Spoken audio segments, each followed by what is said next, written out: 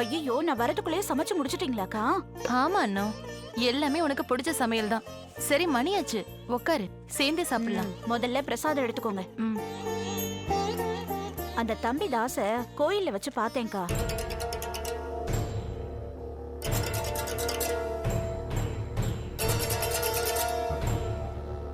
இந்த காலத்துல இப்படி ஒரு வெள்ளந்தியான பையனானு ஆச்சரியமா போச்சு. இந்த காலத்து பசங்க சிகரெட்டு, பீடி, குடின்னு இருக்கிறப்போ இந்த பையன் தாசு சிறந்த பக்திமானா இருப்பான் போல இருக்குக்கா.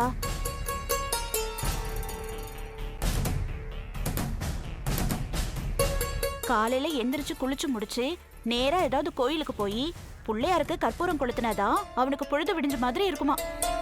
அவன் இத சொன்னதோ அப்படியே ஆச்சரியப்பட்டு போயிட்டேன். நீங்க என்னக்கா சொல்றீங்க? நல்ல பையன் தானே? வார்த்தைக்கு வார்த்தை அக்கா அக்கான்னு கூப்பிடுறப்போ நிஜமாவே நமக்கு இப்படி ஒரு தம்பி இல்லாம போயிடுச்சுன்னு ரொம்ப ஏக்கமா போயிடுச்சுக்கா.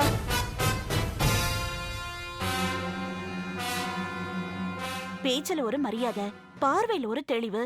தோ சங்கரி என் பக்கத்துல தான் இருந்தா, அவளை திரும்பி கூட பார்க்கல.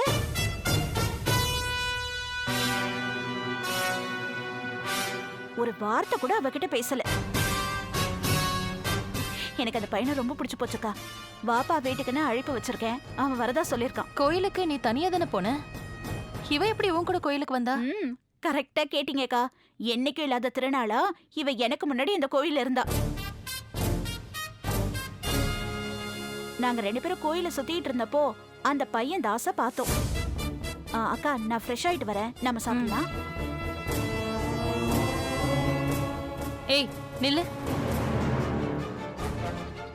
என்ன அவனை திருட்டுத்தனமா கோயிலுக்கு வர வச்சு சந்திக்கிறியா? சொல்லுடி, அவனை வர வச்சு உங்க அம்மா கிட்ட அவனை நல்லவனா பக்திமானா சித்தரிக்க பாக்குறியா? தாச நல்லவனா சித்தரிக்க வேண்டிய அவசியம் எனக்கு இல்ல. ஏன்னா அடிப்படையிலேயே அவர் ரொம்ப நல்லவர். நல்லவன் நல்லவன் நீ மட்டும் சொன்னா போதுமா?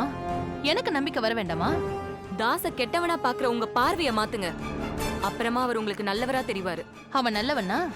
நாளைக்கே வந்து உன்னை பொண்ணு கேட்க சொல்லு. நாளைக்கு என்ன நாளைக்கு? நல்ல வேலையில இருந்தா அவர் இன்னைக்கே என்ன பொண்ணு கேட்டு வருவாரு. அந்த நல்லவருக்கு ஏன் இன்னும் வேலை கிடைக்கல? ஏன்னா அவருக்கு வேலை வர்றதுக்கான வேலை இன்னும் வரல. இல்லவே இல்ல. ஓ நல்லவருக்கு வேலை பார்க்கணுங்கிற நினைப்பே வரல. இது அபாண்டம். இல்ல, இதுதான் நிஜம். வேலை இல்லாத ஒருத்தனுக்கு வாழ்க்கையில விரக்தி தான் வருமே தவிர காதல் எல்லாம் வராது. ஓ, விரக்தி வந்து அவர் சாமியாரா போணுமோ? நான் அந்த அர்த்தத்துல சொல்லல. ஆனா மாமியார தேடக்கூடாதுன்னு தான் சொல்றேன். உங்க கூட எதுக்கு தேவையில்லாத பேச்சு? கடைசியா என்ன சொல்ல வரீங்க? அன்னக்கொடிக்கு உன் பித்தலாட்ட வேலையெல்லாம் தெரியாது. அவன் யாரு நீ யாருங்கிற விஷயம் எல்லாம் தெரிஞ்சிச்சு உங்க 2 பேரையும் நாசம் பண்ணிடுவா. அதுக்கு சான்ஸே இல்ல. என் அம்மா மனசுல தாஸ் ரொம்ப நல்ல பேர் எடுத்து வச்சிருக்காரு. என் அம்மா ஆசீர்வாதத்தோட சீக்கிரமே நான் தாச கல்யாணம் பண்ணிப்பேன். என் அம்மாவை பொறுத்த வரைக்கும் அவங்க ஒரு முடிவு எடுத்துட்டா அதுல இருந்து அவங்கள யாராலையும் அசிச்சு பார்க்க முடியாது. இதான் உங்களுக்கு நல்லாவே தெரியுமே. அதனால நீங்களும் உங்க மனசை மாத்திக்கிட்டு எங்களை சந்தோஷமா வாழ வைக்கிற வழிய பாருங்க.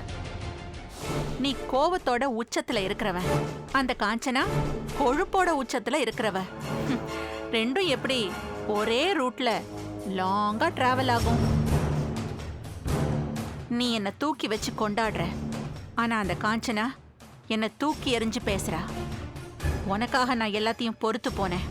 இல்லைன்னா அன்னைக்கே கோர்ட்ல வச்சு அவளை காலால மிதிச்சிருப்பேன். சரி, இப்ப எதுக்கு அவ பேச்செல்லாம்?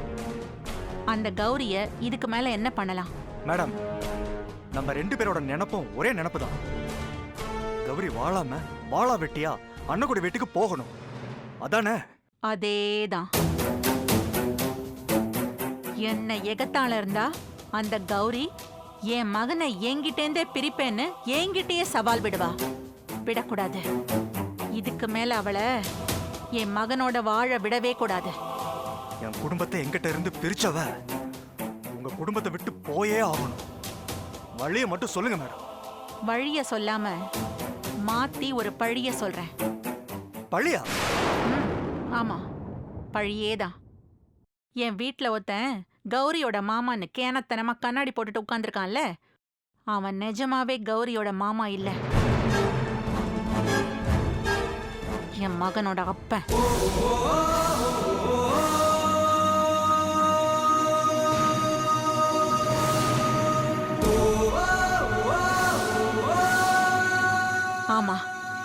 அந்த ஆள் கிருஷ்ணன் என் மகன் சித்தார்த்தோட அப்பன். அப்படின்னா அவன் சாரி அவரு உங்க ஆமா, என் புருஷன். சொல்றதுக்கு நான் கூசுது, ஆமான்னு ஒத்துக்கிறதுக்கு மனசு கூசுது. இருந்தாலும் அந்த உண்மைய நான் ஒத்துக்கிட்டே ஆகணும். அந்த ஆளு என் புருஷன். இது சித்தார்த்துக்கு தெரியாது, நான் இன்னும் வெளியில சொல்லல,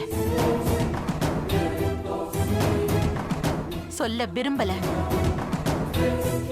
அதனால மறைச்சிட்டேன். நான் அந்த ஆளை எப்பவும் மறந்துட்டேன்.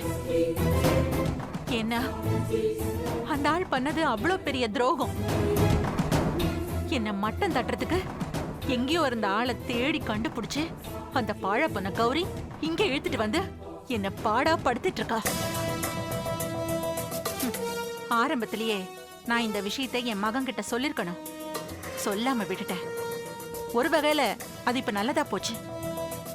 தங்கதுரை, வக்கீல் ஃபீஸ் என்ன வேணும்னு என்கிட்ட அப்ப கேட்டுட்டே இருந்தல்ல.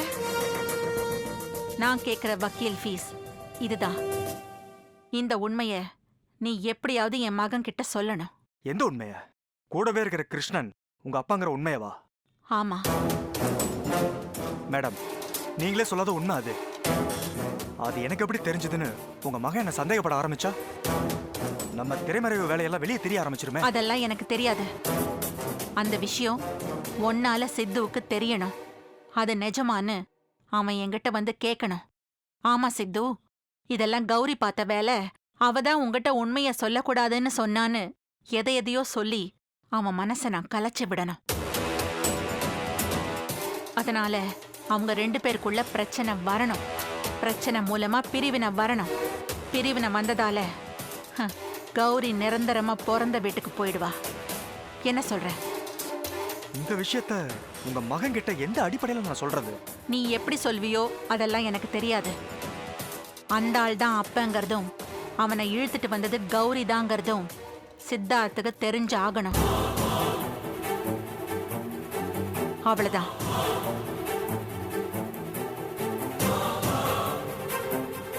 தங்கதுரை, கிடைக்காதுன்னா வலை வீசினா கூட கிடைக்காது. அதே கிடைக்கணும்னா மண்ணுக்குள்ள மறைஞ்சிருக்கிற வேர்ல கூட கிடைக்கும். தங்கதுரைக்குள்ள இருக்கிற ஒரிஜினல் கிரிமினலை பத்தி எனக்கு நல்லாவே தெரியும். கலகத்தை நீ ஆரம்பி, இத நல்ல விதமா நான் முடிச்சு வைக்கிறேன்.